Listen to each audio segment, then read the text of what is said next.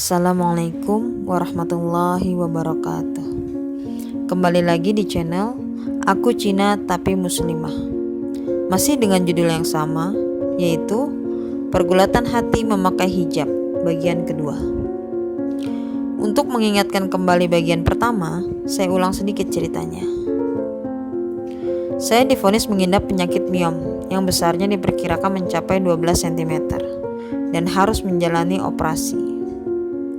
Myom adalah sejenis daging lebih yang tumbuh di dalam rahim dan tergolong sebagai tumor jinak. Pada bulan April tahun 2012, keluarga sepakat menyetujui melakukan operasi ini yang dilakukan di Rumah Sakit Geraha Kedoya.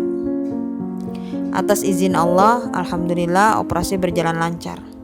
Myom saya sudah diangkat dari rahim. Saya seperti melakukan operasi sesar, layaknya orang melahirkan. Bahkan saya mendapatkan bekas luka yang lebih panjang. Sepulang dari rumah sakit, saya dan suami sepakat untuk menunda kehamilan karena saya takut rahim yang saya punya belum cukup kuat jika harus mengandung seorang bayi. 1 tahun berlalu, saya dan suami memberanikan diri untuk memiliki momongan. Saya hanya bisa pasrah kepada Allah Subhanahu wa Ta'ala, karena banyak orang yang bilang jika punya penyakit myom atau kista akan susah untuk punya anak. Apalagi myom yang dulu saya punya terbilang besar, dan dokter memprediksi kalau myom itu sudah ada sejak saya remaja. Tapi dokter yang mengoperasi saya tetap optimis dan memberikan semangat kalau kami tetap bisa punya keturunan. Akhirnya doa kami semua diijabah. Sungguh Allah Maha Kuasa dan Allah Maha Berkehendak. Saya positif hamil pada bulan Juli tahun 2013. Kami sangat bahagia menyambut kabar gembira ini. Begitu pula dengan keluarga besar. Banyak yang tidak menyangka kalau saya bisa hamil. Semasa kehamilan, saya tetap aktif bekerja sebagai karyawan di sebuah perusahaan swasta. Saya juga sempat mengalami flek atau pendarahan sebanyak 2 kali. Pada usia awal kehamilan, yaitu minggu kelima, dan pada usia 7 bulan kandungan. Saya juga sempat bed rest selama 1 bulan di rumah. Sepertinya rahim saya agak lemah. Apa itu efek karena operasi myom atau tidak, saya tidak tahu. Dokter hanya menyarankan untuk mengurangi aktivitas yang berat-berat. Atas izin dari Allah Subhanahu wa Ta'ala, alhamdulillah saya melahirkan seorang putri pada bulan Maret tahun 2014. Putri kami yang bernama Delisha, yang artinya kebahagiaan. Kebahagiaan pertama yang saya dapatkan sebagai orang tua. Kesibukan saya sebagai wanita karir dan sekaligus ibu rumah tangga membuat saya melupakan niat awal saya, yaitu mengenakan hijab. Terlebih lagi, saya selalu memikirkan bagaimana perasaan nanti mama ketika saya mengenakan hijab. Perasaan keluarga dari mama dan dari papa, yang kebanyakan saudaranya non-muslim. Dan mereka masih menganggap fanatik jika seseorang memakai hijab. Jadi saya tetap menjalankan kewajiban saya layaknya muslimah lainnya. Seperti sholat 5 waktu, puasa di bulan Ramadan, membayar zakat, sedekah. Hanya saja saya belum bisa untuk menutup aurat. Hingga akhirnya Allah Subhanahu wa Ta'ala memberikan ujian untuk yang kedua kalinya.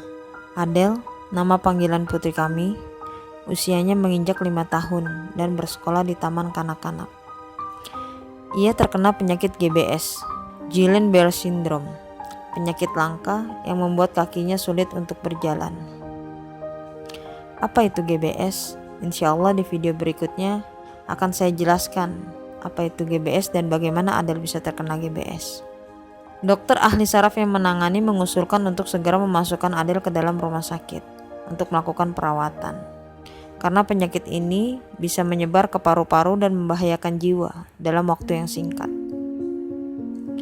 Ini cobaan yang datang untuk kedua kalinya dalam rumah tangga kami. Rasa bersalah pun datang dalam hati saya. Apakah ini terjadi karena saya yang selalu menunda-nunda untuk mengenakan hijab? Alhamdulillah Adel sembuh dari penyakitnya, tapi belum bisa jalan karena harus membutuhkan terapi yang rutin dilakukan setiap minggunya. Teguran dari Sang Pencipta masih bergejolak dalam hati. Saya sudah mulai mempersiapkan diri sedikit demi sedikit, membeli baju gamis walau tanpa sepengetahuan mama, dan membeli beberapa kerudung untuk bisa saya pakai nantinya. Dan benar saja, dalam beberapa bulan ke depan, masih dalam tahun yang sama, Adele kembali masuk rumah sakit karena demam tinggi yang tak kunjung turun. Dan saya meyakini bahwa inilah saatnya yang tepat untuk menutup aurat. Saya dan suami memutuskan untuk segera membawa Adele ke rumah sakit terdekat untuk dirawat. Saya sudah bersiap dengan pakaian gamis yang saya beli waktu itu, lengkap dengan kerudungnya. Orang tua saya kaget melihat penampilan saya seperti itu. Dan saya berkata, "Mulai sekarang saya mengenakan hijab ya, Ma." Mama hanya terdiam sambil mengantarkan saya masuk ke dalam mobil. Begitulah kisah perjalanan saya dalam memakai hijab. Alhamdulillah sampai sekarang Mama, Papa, dan kakak saya sudah bisa menerima saya apa adanya. Saran yang saya ingin sampaikan di sini yaitu, jangan sampai menunggu hingga cobaan datang untuk mengenakan hijab. Milikilah keyakinan hati yang kuat. Semoga cerita ini dapat bermanfaat bagi kita semua, dapat menginspirasi kita semua. Wassalamualaikum warahmatullahi wabarakatuh.